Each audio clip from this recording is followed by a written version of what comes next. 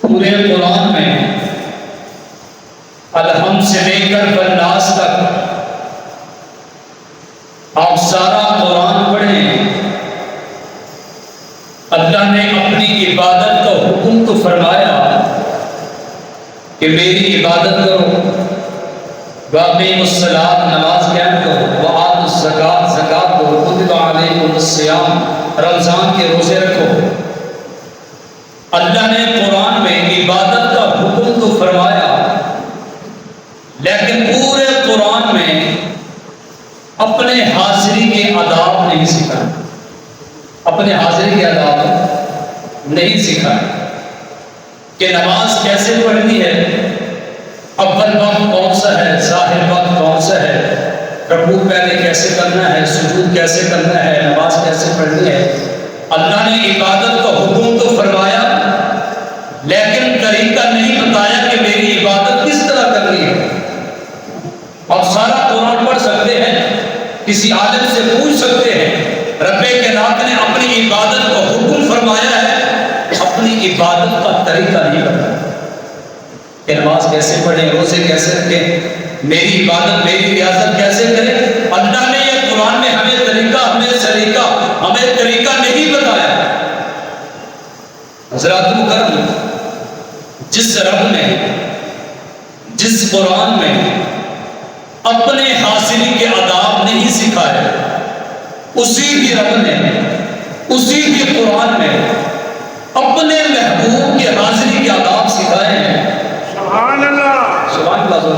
سبحان اللہ، اپنے محبوب کے حاضری کے آداب سکھائے ہیں۔ بے شک، رب کائنات فرماتا ہے، یا ایھا الذین آمنوا، سبحان اللہ، اے ایمان والو، لا ترفعوا اصواتکم، اپنی آوازوں کو بلند نہ کرو، فوق صوت النبی، میرے پیارے محبوب کی آواز سے۔ سبحان اللہ، بولا ہم نے، اللہ فرماتا ہے وَلَا تَجْهَرُوا لَهُ بِالْقَوْلِ كَجَهْرِ بَعْضِكُمْ لِبَعْضٍ، میرے محبوب سے اس طرح کلام نہ کرو جیسے تم آپس میں ایک دوسرے سے کلام کرتے ہو، میرے محبوب سے اس طرح بات نہ کرو جیسے تم ایک دوسرے سے بات کرتے ہو، میرے محبوب کو اس طرح نہ پکارو جیسے تم آپس میں ایک دوسرے کو پکارتے ہو، میرے محبوب کو اس طرح نہ بلاؤ جیسے تم آپس میں ایک دوسرے کو بلاتے ہو، میرے محبوب سے اس طرح گفتگو نہ کرو جیسے تم آپس میں ایک دوسرے سے گفتگو کرتے ہو، میرے محبوب سے اس طرح مخاطب نہ ہو جیسے آپس میں ایک دوسرے سے مخاطب ہوتے ہو۔ مولا، اگر ہم نے تیرے محبوب کو اس طرح پکارا، تیرے محبوب سے اس طرح بات کی، تیرے محبوب سے اس طرح کلام کیا، تو مولا پھر کیا ہوگا؟ اللہ فرماتا ہے ان تحبط اعمالکم، سبحان اللہ، اللہ فرماتا ہے اگر کسی نے یہ جرت کی نا، ان تحبط اعمالکم، رب کائنات فرماتا ہے میں اس کے سارے اعمال کو برباد کر دوں گا، سارے اعمال کو برباد کر دوں گا۔ حضرات محترم،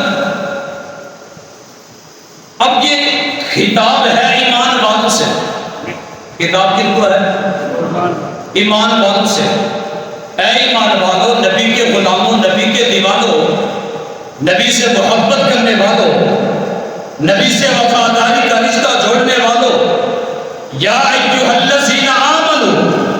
یہ خطاب ہے ایمان والوں کو کہ اے ایمان والوں، اگر تم سے تھوڑی سی بے احتیاطی ہوگی، تھوڑی سی بے ادبی ہوگی، اگر تمہاری آواز میرے نبی کی آواز سے اونچی ہوگی نا، انتہبط اعمالکم، تمہارے سارے اعمال برباد ہو جائیں گے، تمہارے سارے اعمال برباد ہو جائیں گے۔ اب غور کرنے کا مقام ہے، یہ خطاب ہے ایمان والوں سے، محبت کرنے والوں سے،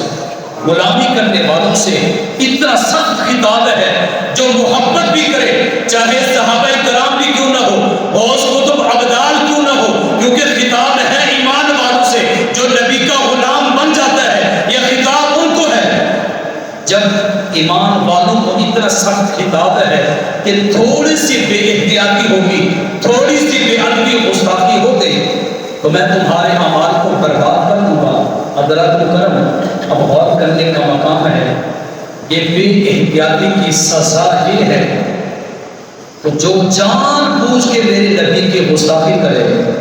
ان کا حشر کیا ہوگا؟ سمجھ لیجیے سبحان اللہ یہ بے احتیاطی کی سزا